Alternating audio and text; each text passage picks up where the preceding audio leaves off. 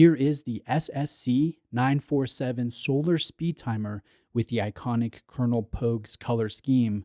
I think it's gorgeous, and I think one of the important topics surrounding this watch is the brand value, the brand perception. Is this one of the last great value Seiko watches out there? We're going to discuss that today. Years ago, Seiko was known as the brand for value for money. Nowhere else could one find a watch with original designs, good history, in-house production, at affordable pricing. That's the kicker. You could find those things in higher priced brands, but not at Seiko pricing, I guess. So I think it's fair to say that Seiko was a community darling, a brand darling. And is Seiko seen that way today? I think sadly no. And I don't think it's close. I've noticed the drastic fall of Seiko paths from the brand wagon, especially over the past 5 years. And I think it is for a number of reasons. Many watch collectors today, they think Seiko has lost its bang for buck. They say the brand's price increases have been too drastic or too frequent, or the quality control is off, or the market now has too much competition, especially from micro brands. So many have turned from Seiko lovers to Seiko skeptics or Seiko dismissers. And, just from what I can see, I think it's mostly based on price. If you could get the great Seiko products today, but at yesteryear pricing, I think the brand would again enjoy a boost in favor and popularity. Now, that said, I am forever a Seiko fan. I have been for years.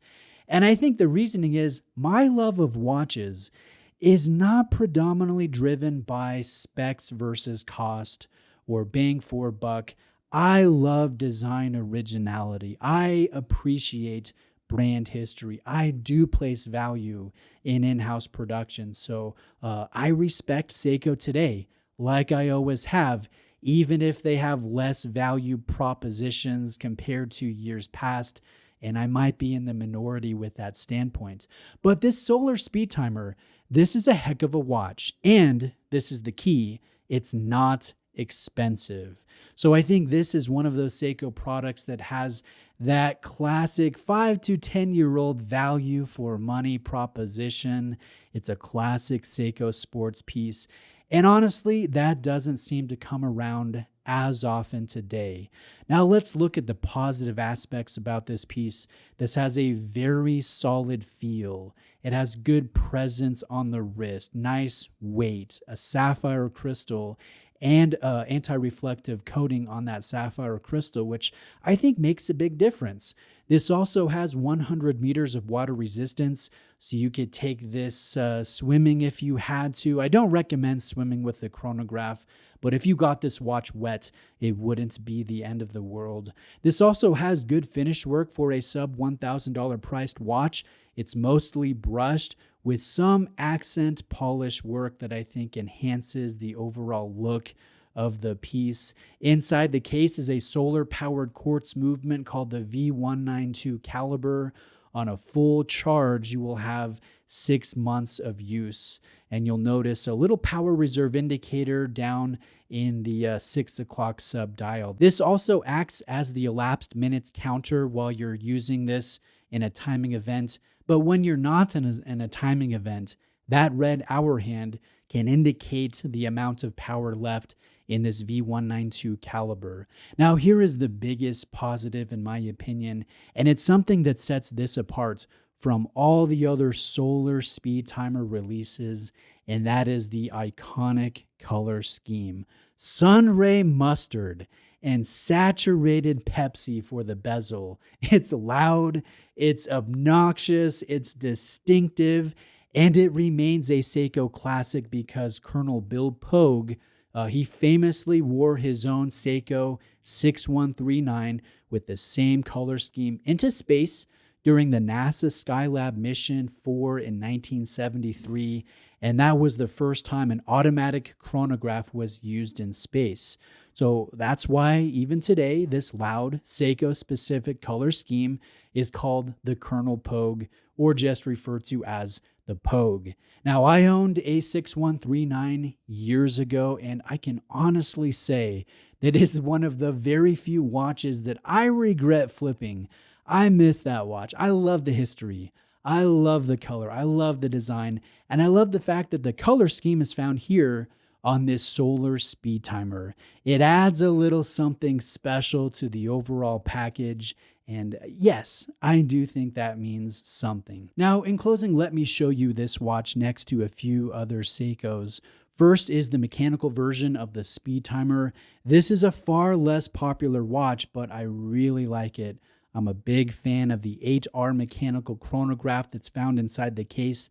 It has a column wheel, it has a vertical clutch, and even at $2,500 full retail, there is an argument to be made that this presents some serious value for money.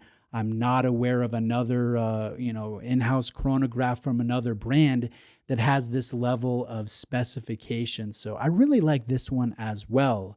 And here it is next to my own SLA 051. This is the Willard or the Uemura, depending on which nickname you prefer. And this is one of my own favorite Seiko designs, or at least a diver design. It's another one with great brand history. It's really fun to wear. It has a distinctive design. It's retro inspired. So this is kind of fun to see these two next to each other. And then lastly, here it is next to a 62 MAS Marine Master, also known as the SJE119. And here we have another vintage inspired design, but it's really showing the size difference between 41.5 and sub 40 millimeters.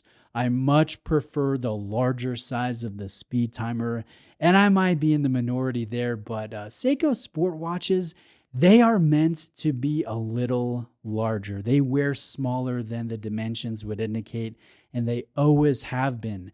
That original 6139 from 1969, that was a large watch for its day, and I thought it was fantastic. So, you know what? I'll personally be glad when the small watch fad fades away again, and I know I will catch some flack for that. Now let's get to the pricing. This watch retails for $725.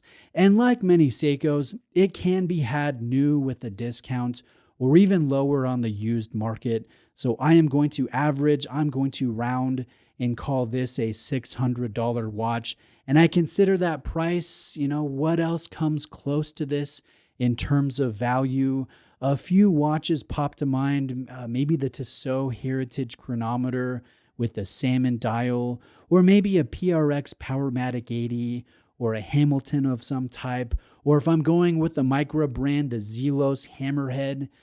So yeah, there are a few good watches for about $600, but this is how I would want to spend my own money, this SSC917.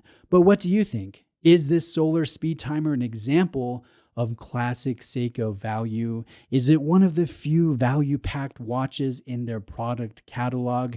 Or do you disagree with me? Do you not find merit in this watch, its design, the color, or its going rate? Sound off below. Big thank you to my good friend Bobby for lending in this recent release for a video. Bobby, you've pushed me over the edge, and I'll be needing one to add to my own watch collection. How could I not? This one, it's just so good. And for those looking to buy a Seiko, I recommend Exquisite Timepieces. They're a family-owned brick-and-mortar AD in Florida.